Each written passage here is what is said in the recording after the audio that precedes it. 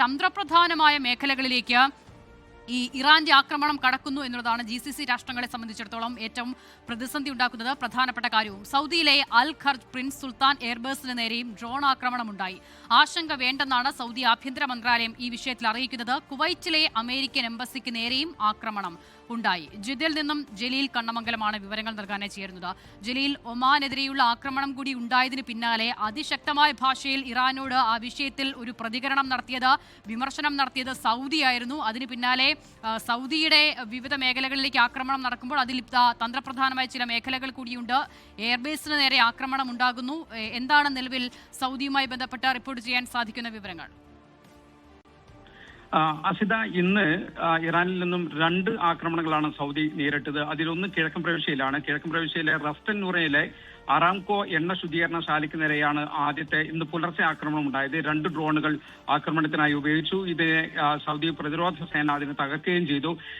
ഈ ആക്രമണത്തിന് പിന്നാലെ ഈ എണ്ണ ശുദ്ധീകരണശാല താൽക്കാലികമായി അടച്ചിരിക്കുകയാണ്. രണ്ടാമത്തേത് റിയാദ് മേഖലയിലാണ്. റിയാദ് മേഖലയിലെ അൽ ഖർജിൽ പ്രിൻസ് സുൽത്താൻ എയർബേസിൽ ആണ് ആക്രമണം ഉണ്ടായത്. ഇത് അമേരിക്കയുടെ സൈനിക താവളമാണ്. 5 ഡ്രോണുകളാണ് ആക്രമണത്തിന് ഉപയോഗിച്ചത്. എന്നാൽ ആളപായമില്ല. ഈ 5 ഡ്രോണുകളും സൗദി പ്രതിരോധ സേന തകർത്തു. ഇതിൽ എയർബേസ് അമേരിക്കയുടെ കൂടി സൈനിക താവളമാണ്. എന്നാൽ എണ്ണ ശുദ്ധീകരണശാല അങ്ങനെയല്ല. അമേരിക്കൻ താവളങ്ങളെ മാത്രമേ ആക്രമിക്കുകയുള്ളൂ എന്ന് പറഞ്ഞ ഇറാൻ സൗദിയുടെ സാമ്പത്തിക സ്രോതസ്സുകളെ കൂടി ലക്ഷ്യം വെക്കുന്നു എന്നാണ് ഇതിൽ നിന്ന് മനസ്സിലാകുന്നത്. സൗദി ഇതിനെതിരെ വളരെ ശക്തമായ രീതിയിലാണ് അപലപിച്ചത്, പ്രതിഷേധിച്ചത്. പ്രതിരോധിക്കാനും രാജ്യത്തെ സംരക്ഷിക്കാനുമുള്ള അവകാശം തങ്ങൾക്ക് ഉണ്ട് എന്ന് സൗദി പ്രതിരോധ മന്ത്രാലയം പത്രക്കുറിപ്പിലൂടെ വ്യക്തമാക്കി.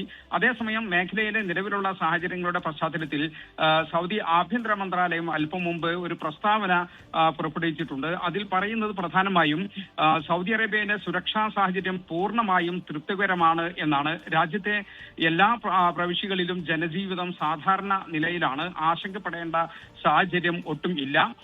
രാജ്യത്തിന്റെ സുരക്ഷയും പൗരന്മാരുടെയും താമസക്കാരുടെയും സുരക്ഷയും ഉറപ്പാക്കാൻ സുരക്ഷാ വിഭാഗങ്ങൾ 24 മണിക്കൂറും സജ്ജമായി പ്രവർത്തിക്കുന്നുണ്ട് എന്ന് ഇതിൽ പറയുന്നുണ്ട്. രാജ്യത്തിന്റെ സുരക്ഷയും സ്വദേശികൾ, പ്രവാസികൾ, തീർത്ഥാടകർ ഉൾപ്പെടെയുള്ളവരുടെ സംരക്ഷണവുമാണ് മന്ത്രാലയത്തിന്റെ ഏറ്റവും വലിയ മുൻഗണന. സോഷ്യൽ മീഡിയ വഴിയുള്ള വ്യാജ വാർത്തകളും വീഡിയോകളും ഒന്നും പ്രചരിപ്പിക്കരുത്. ഔദ്യോഗിക സ്രോതസ്സുകളിൽ നിന്നുള്ള വിവരങ്ങൾ, വാർത്തകൾ മാത്രം വിശ്വസിക്കുക എന്ന് ആഭ്യന്തര മന്ത്രാലയം ആവശ്യപ്പെടുന്നുണ്ട്. ചുരുക്കത്തിൽ സൗദിക്ക് നേരെ ഇന്ന് ആക്രമണം ഉണ്ടായെങ്കിലും അത് ജനജീവിതത്തെ കാര്യമായി ബാധിച്ചിട്ടില്ല. ആശങ്കപ്പെടേണ്ട സാഹചര്യമില്ല എന്ന് പറയുന്നുണ്ട്. വിമാന സർവീസുകൾ, സൗദി എയർലൈൻസ് ഉൾപ്പെടെയുള്ള വിമാന കമ്പനികളുടെ സർവീസുകൾ സാധാരണ രീതിയിൽ ഇന്ത്യയിലേക്ക് പോലും ഇപ്പോൾ നടക്കുന്നുണ്ട്. വിമാനത്താവളങ്ങളുടെ പ്രവർത്തനങ്ങൾ സാധാരണ രീതിയിലാണ്.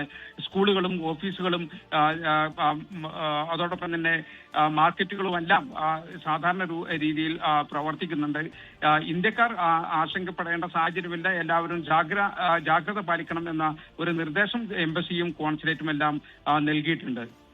ലോകത്തെവിടെയായാലും ഏത് സമയത്തും 24 വാർത്തകളും ഓഗ്മെന്റഡ് റിയാലിറ്റി പാക്കേജുകളും എക്സ്പ്ലെയിനറുകളും വിശദമായി കാണാൻ ഞങ്ങളുടെ യൂട്യൂബ് ചാനൽ നിങ്ങൾക്ക് സബ്സ്ക്രൈബ് ചെയ്യാം.